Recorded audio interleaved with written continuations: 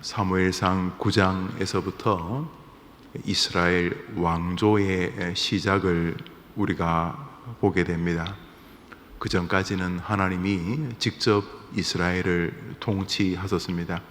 때마다 새 저장들을 보내시거나 또 당신이 택한 종들을 보내어서 그들을 통해 하나님의 직접 통치를 시행하셨는데, 블레셋과 전쟁을 하는 동안 블레셋을 통해서 하나님의 역사가 나타나고 또 하나님의 능력이 블레셋을 이기는 그 와중에서도 아무래도 싸우다가 또 배우게 되고 또 못된 일을 꾸중하다가 닮을 수 있는 것이 죄인인 것처럼 그들이 하나님의 은혜로 블레셋의 대승을 거둠에도 불구하고 블레셋 진영의 임금 제도가 굉장히 그럴듯하게 보인 것입니다.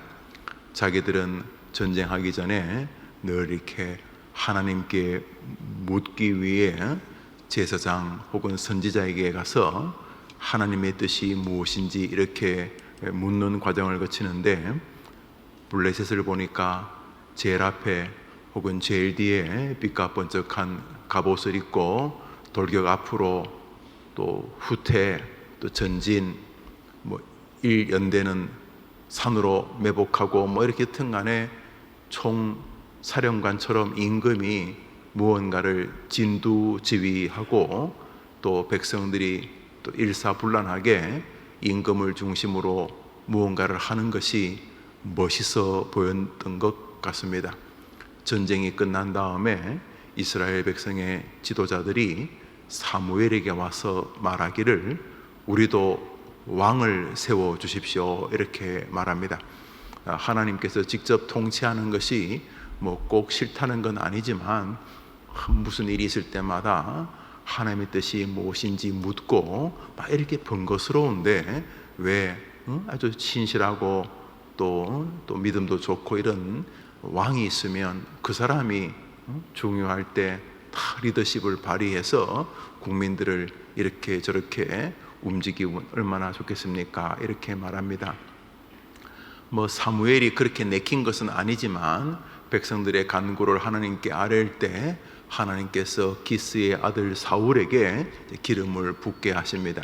그러니까 사울이 그 시대의 그 많은 인간 군상들 가운데서는 가장 그래도 하나님 마음의 지도자감으로 보여졌던 것입니다.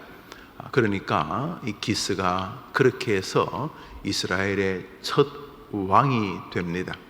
그러니까 왕 제도가 엄청 탁월한 제도라기보다는 하나님이 직접 이스라엘을 다스리는 만왕의 왕이시지만은 그건 너무 거룩하고 그것은 너무 또 어떤 면에서 추상적이고 또 그것은 좀 무언가 좀 현실 감각도 떨어지는 것 같고, 우리가 위급할 때 자꾸 하나님께 묻고 이러지 말고 그냥 왕이 앞에서 딱 하면 우리가 딱 따라가고 이 뭔가 멋있지 않습니까? 그렇게 말합니다.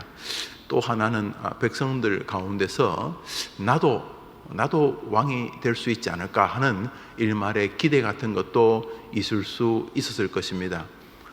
선지자나 제사장 같은 것은 하나님께서 지명하거나 또 제사장들은 레위 지파 모세와 아론의 후손 가운데서 세우셨으니 레위 지파가 아니면 제사장이 될 수가 일단은 근원적으로 없고, 그 다음에 선지자는 내가 되고 싶다고 되는 게 아니라 하나님께서 부르시고 선택하시는 사람이란 측면에서 왕은 그래도 우리 가문에 또 우리 후배 가운데 선배 가운데 학교에서부터 두각을 나타내는 그런 친구들은 잘하면 왕이 될 수도 있겠다 생각을 한 듯 합니다. 그래서 왕 제도의 출발은 그렇게 성경적이다 이래 보기 어렵습니다. 사실 성경적인 제도라는 것은 거의 없지요. 다 이 이 에덴 동산의 이 죄의 부산물이죠. 그래서 성경에서 가장 하나님의 마음에 합당한 공동체가 있다면 약간 가정입니다. 가정, 그것은 에덴 동산에서 인간이 범죄하기 전에 세워진 제도이기 때문에 가정에는 그 역시 죄로 인하여 많이 너덜너덜해졌지만, 그럼에도 불구하고 가정에는 여전히 하나님적 요소가 있죠. 막 벌써 남이었으면 헤어졌을 것입니다. 여러분 자녀들, 여러분 자식이 남이었으면 지금까지 살고 있을까요? 한번 1000번은 헤어졌어요. 1000번은. 여러분 자녀들은 괜히 탁월하고만요. 안 그렇죠? 가정 안에는 용서하고 이해하고 인내하고 기다리고, 또 그가 잘 되기를 바라고, 그가 아프면 같이 가슴 아리하고, 또 그를 위해서 희생하고, 이런 것들이 남아있는 이게 하늘나라에서의 흔적이죠. 사랑하고 이해하고, 또 뭔가 잘못하면 남들에게는 혀를 차고 저쩌고 저쩌고 이렇게 비난하지만, 자기 자녀에 대해서는 변호적이고 보호적이고 또 긍휼히 여기고 하는, 이런 그러니까 지구상에 하나님의 흔적이 남아있는 거의 유일한 제도가 가정 정도이죠. 교회도 우리 주님께서 마가다락방의 성령의 임재로 교회를 출발시키셨지만, 이 교회 역시 죄의 부산물이죠.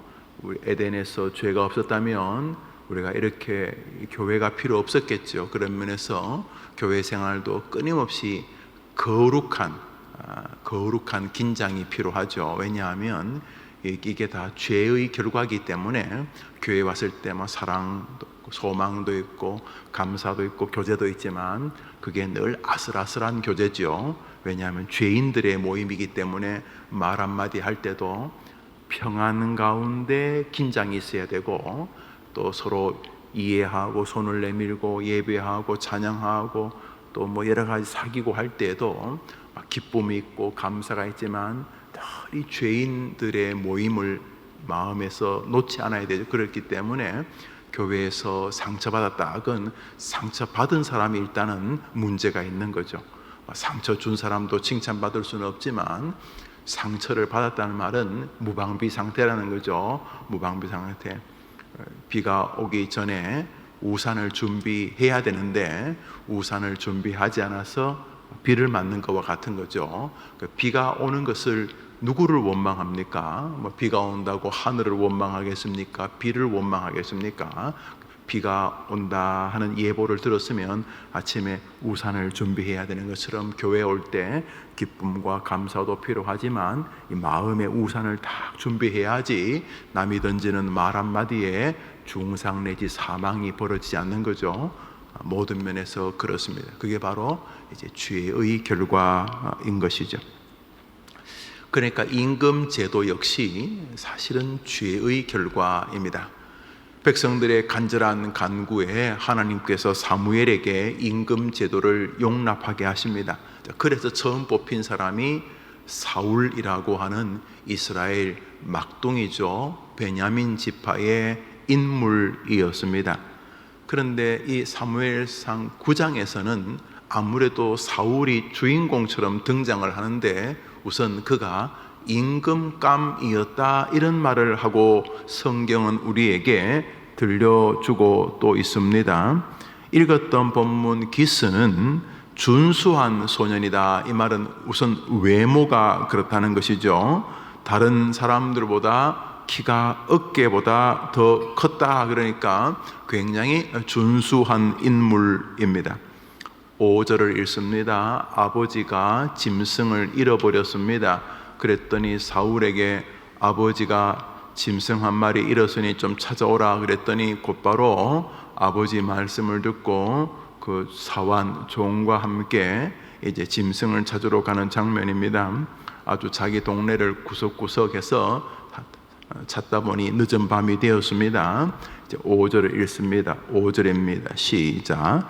그들이 숲 땅에 이른 때에 사울이 함께하던 사환에게 이르되 돌아가자. 내 아버지께서 암나기 생각은 고사하고 우리를 위하여 걱정하실까 두려워하노라 하니.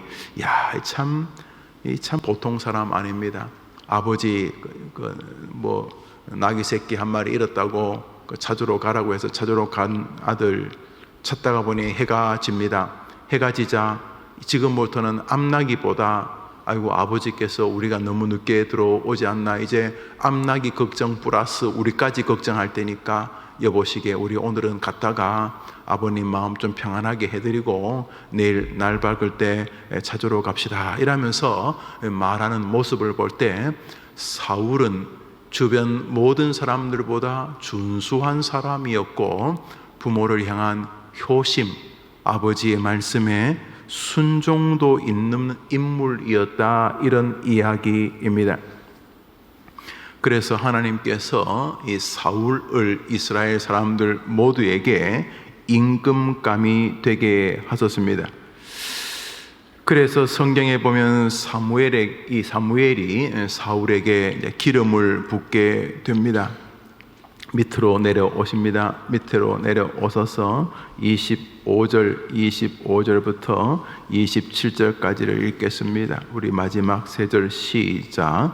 사무엘 그들이 산당에서 내려 성읍에 들어가서는 사무엘이 사울과 함께 지붕에서 담화하고 그들이 일찍이 일어날새 동틀 때쯤이라. 사무엘이 지붕에서 사울을 불러 이르되 일어나라, 내가 너를 보내리라 하매 사울이 일어나고 그 두 사람 사울과 사무엘이 함께 밖에 나가서 성읍 끝에 이르매 사무엘이 사울에게 이르되 사원에게 우리를 앞서게 하라 하니라. 사원이 앞서감으로 또 이르되 너는 이제 잠깐 서 있으라, 내가 하나님의 말씀을 내게 들려주리라 하더라. 그리고 10장 1절에 기름 붓는 장면이 나옵니다.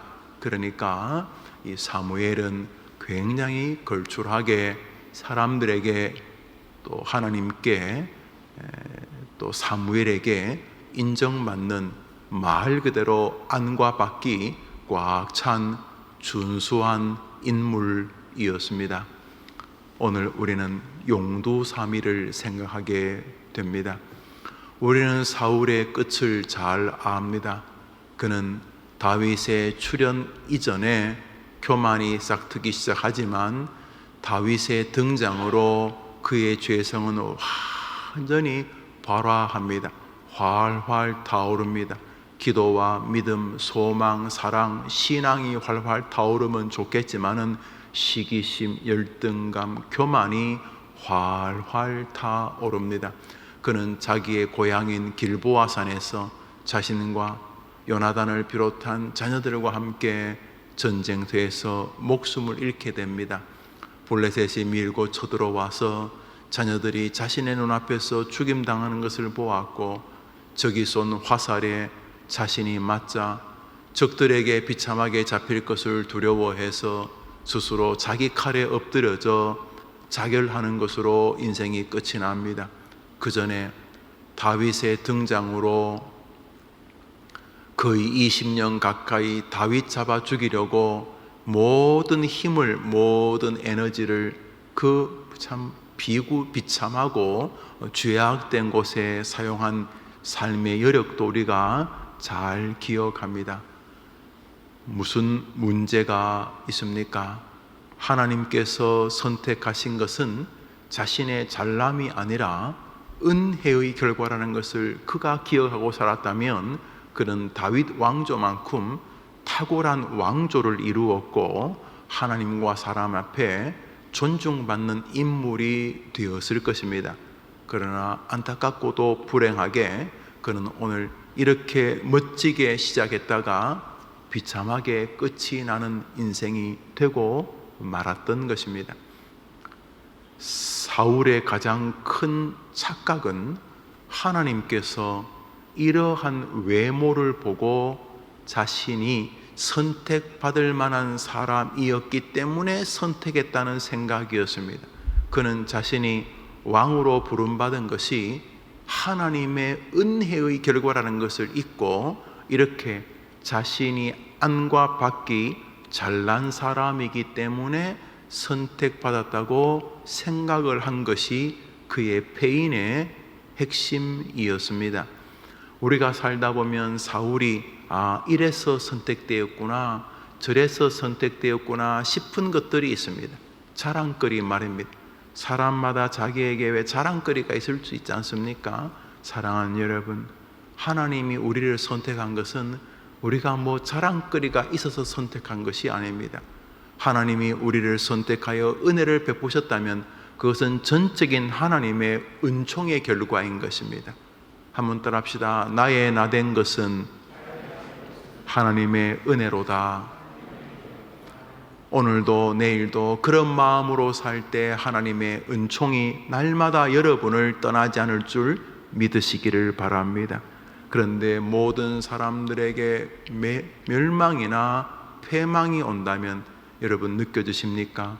9장에서 감사한 일임에도 불구하고 어렴풋이 교만거리가 존재하고 있다는 사실을, 차라리 사울이 남들보다 키가 좀 작았으면, 태어날 때부터 내가 저 사람보다 공부를 별로 못하네 이랬으면, 어릴 때부터 성격이 사람들에게 아이고 저 녀석 참 효자다가 아니라 어이 저 빌어먹을 녀석 저런 놈이 다 있나, 아이고 저 녀석 부모는 참 평생 마음속에 없겠구나, 자타가 공인할 말 그대로 부족하고 허접한 인생이었더라면 차라리 사울은 좋지 않았을까?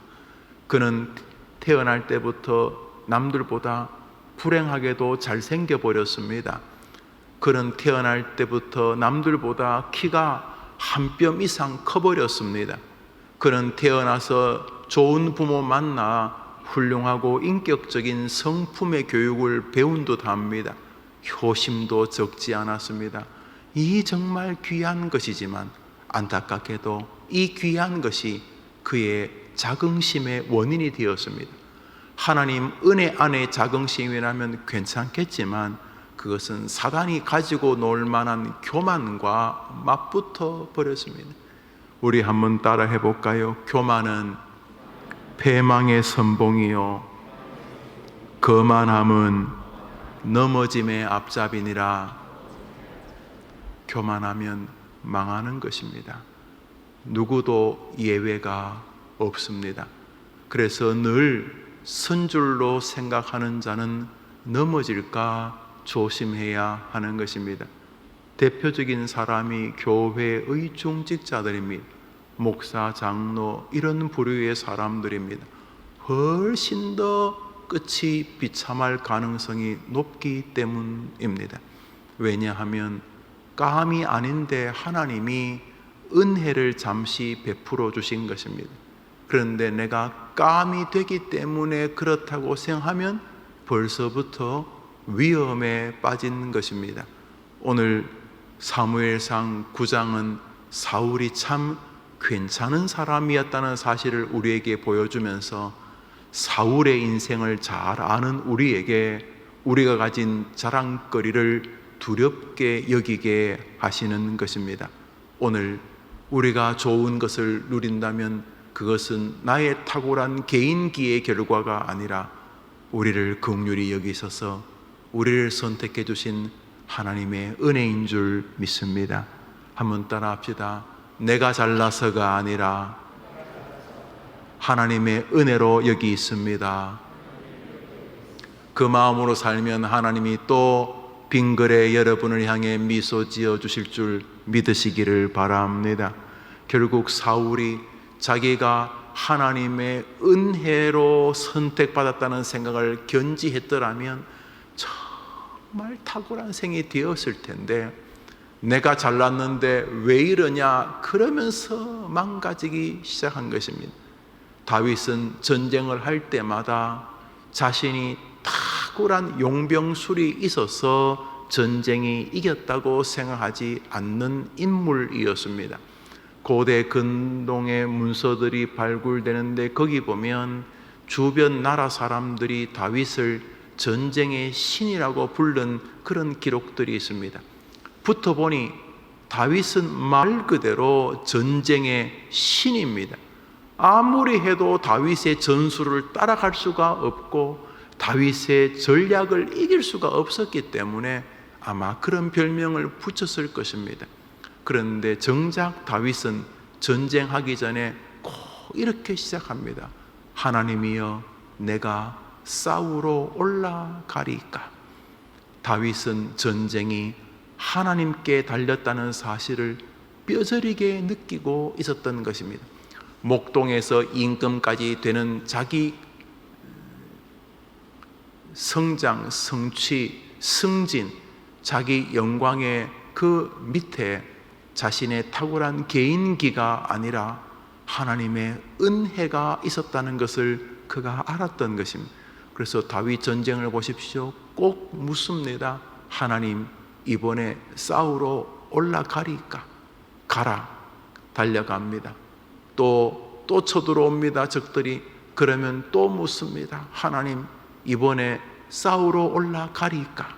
이번에는 싸우러 올라가지 말고 길에 다 매복해 있으라. 그러면 또 다윗이 모두 다 매복해 있으라 이렇게 명령했습니다. 왜요? 전쟁은 여호와께 속한 것이라고 믿었기 때문입니다. 여러분이 이만큼 잘 되어 새벽에 여러분 발로 걸어서 새벽기도 나올 만큼 건강, 그것 하나님이 주신 것입니다. 여러분 집안이 뼈대가 있어서 지금까지 건강하신 게 아닙니다. 오늘 기도할 제목들 하나님이 주셨고, 사랑할 나라, 사랑하는 교회 하나님이 주신 줄 믿습니다. 그렇다면 오늘 하루의 승패도 하나님의 손에 달렸다는 믿음을 가지고 살면 더 성실하고 하나님 앞에서 더 진실하고 더 진지하고 더 감사하며 살 수 있으실 것입니다. 그러나 사울처럼 나 대단한 사람이야, 남들보다 준수하고 효심도 깊고 남들보다 더 키도 크고 싸움도 잘해, 여기서부터 사단이 나기 시작했습니다. 여러분의 인생의 모든 흥망성쇠는 하나님 손에 달린 줄 믿습니다. 우리 오늘은 앞뒤로 한번 살펴보겠습니다. 사무엘상 8장을 가보겠습니다. 사무엘상 8장입니다. 사무엘상 8장입니다.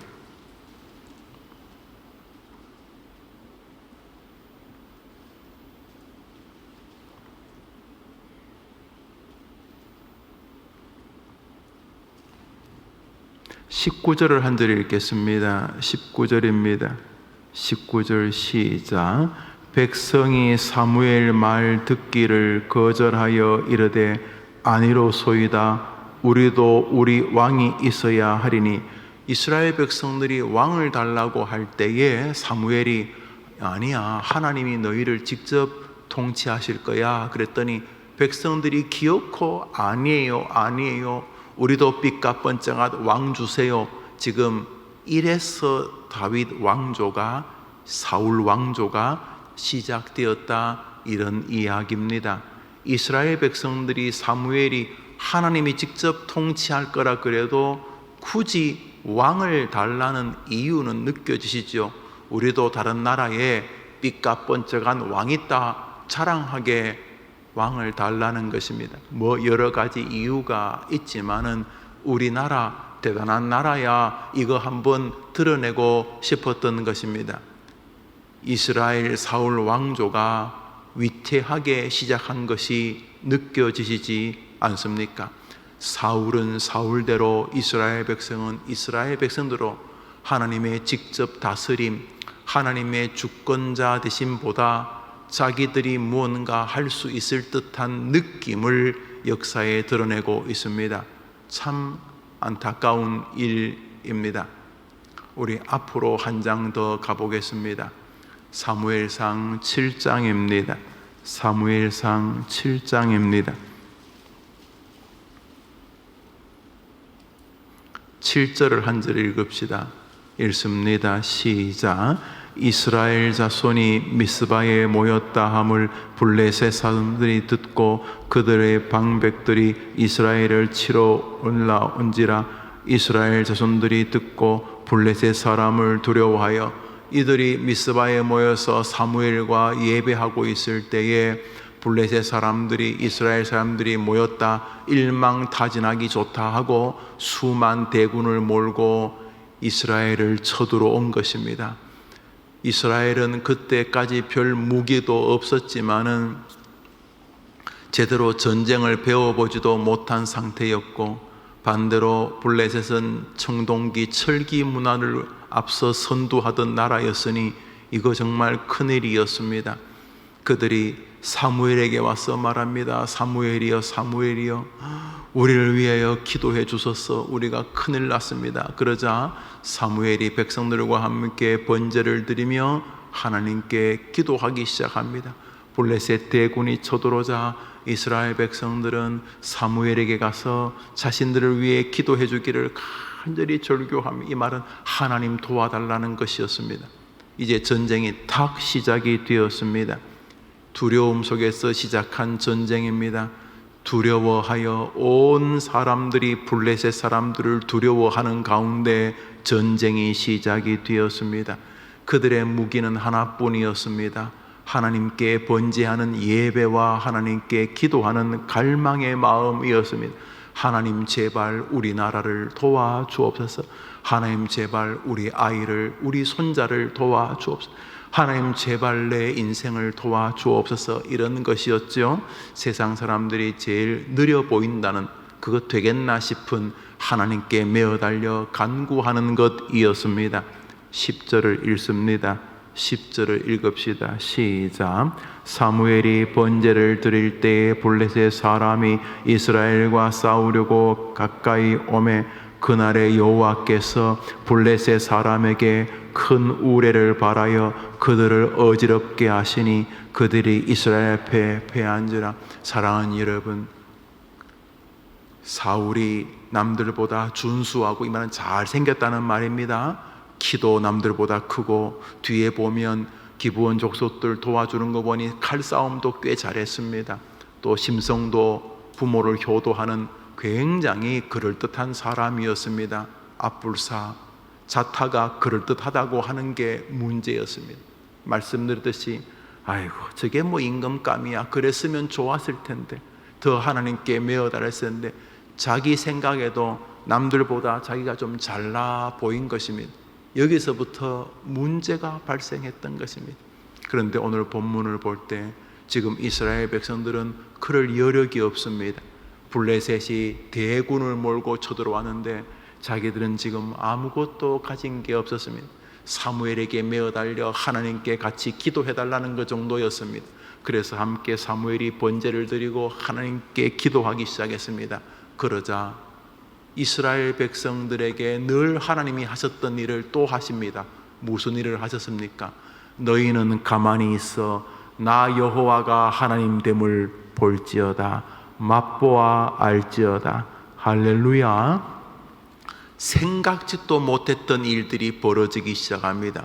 저들은 칼이 있고 창이 있고 쇠붙이가 있는데 이스라엘 백성들은 나무작대기밖에 없어서 큰일 났는데 갑자기 마른 하늘에 천둥과 번개가 치기 시작합니다. 오늘 저성경에 보면 우레를, 하나님이 하늘에서 우레를 발하여서 그들을 치기 시작하니 철들은 사람 전부 다 번개 맞아 죽고, 마차에 막 불이 튀고, 번개가 바로 발에 떨어지고 머리에 떨어지면서 블레셋 진영이 혼비백산했습니다. 생각해 보십시오. 철 들었는데다 번개 치니까 이거 뭐 피레침처럼 이거 뭐 감히 칼 들 수가 없었습니다. 번개 몇 번 치니까 손에 있는 쇠붙이 다 버렸습니다. 맨손되었습니다. 그리고 하늘에서 생각지도 못했던 뭐 전술이 무슨 전술 무슨 전략 다 필요 없습니다.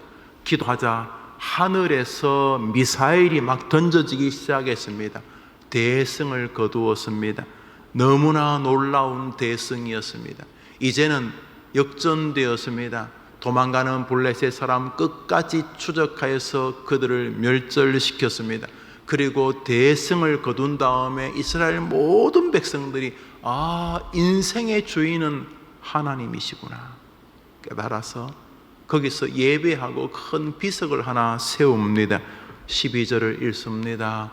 밑으로 내려오셔서 12절 읽습니다. 시작. 사무엘이 돌을 취하여 미스바와 센 사이에 세워 이르되 여호와께서 여기까지 우리를 도우셨다 하고 그 이름을 에벤에셀이라 하니라. 할렐루야. 오늘 하루 여러분 조금 좋은 것이 있으면 먼저 하나님께 감사하십시오. 내가 잘나서 내가 대단해서 아닙니다. 우리 인간의 대단함이라는 게 정말 먼지와 같습니다. 차라리 그 사람 대단 안 했으면 좋을 텐데 남들이 다 대단하다고 하면서 완전히 불쌍한 인생이 된 것입니다. 오늘 뭐 조금이라도 좋은 게 있다면 하나님 너무 감사합니다. 출처가 이게 하나님이십니다. 이 출처가 정말 하나님이십니다 하면서 좋은 거 있으면 그거 하나님이 주셨다는 마음을 가질 뿐만 아니라 바꾸어서 조금 안 좋은 일이 아직까지 좀 해결 안 되고 조금 이렇게 있어도 너무 걱정하지 마십시오. 여러분에게는 뭐 별로 그 해결할 능력이 없어도 우리 아버지에게는 하늘의 방법이 있는 줄 믿으시기를 바랍니다. 그러면 똑같은 것입니다. 잘났는데도 지나치게 이거 조심해야지 이런 마음 가지는 것이나 아무것도 없지만은 이거 하나님이 계시니까 똑같은 거죠. 좋은 것이 있을 때도 이거 하나님이 주신 것이 내가 착각하면 안 되지. 이거 하나님 주신 것이지. 이 마음이나 어렵고 힘들지만은 하나님이 계시지. 하나님은 결정적일 때 천둥, 번개, 우울에 우리가 알지 못하는 걸 가진 분이지. 이런 마음을 가지고 살면 기대와 겸손함과 소망이 우리의 남은 삶이 되지 않겠습니까? 오늘 사울처럼 남들에게 자랑할 것이 있으면 하나님께 감사하십시오. 하나님께 감사하십시오. 하나님 너무 감사합니다. 너무너무 감사합니다. 하나님 보실 때에 저 녀석은 내가 더 줘야 되겠다 그럴 만큼 출처가 하나님이란 사실을 뚜렷이 인지하고 내가 잘나서 이놈들아 너희들보다 나는 탁월한 인간이야 그러지 마시고 그저 조금이라도 좋은 게 있으면 그게 출처가 하나님인 것을 정직하게 고백하시면서 하나님 주셔서 너무 감사합니다. 욥처럼 주신 자도 여호와시고 가져가시는 분도 여호와시고 원래 하나님 것이니까요.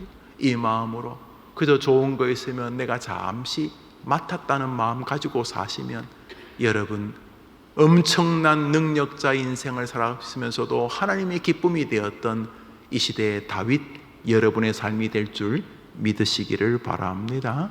그리고 오늘 적 앞에 놓인 풍전등화 같은 이스라엘이지만 괜찮습니다.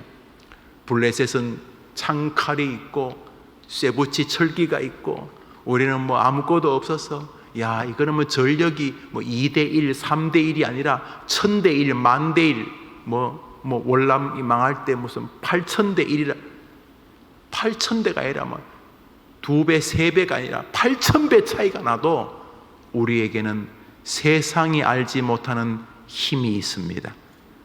하늘인 줄 믿습니다. 하나님께서 우리를 긍휼히 여기시면 하늘이 개입합니다. 다 안 된다. 아이고 김 집사 자네 끝났네. 김 장로 자네 끝났어.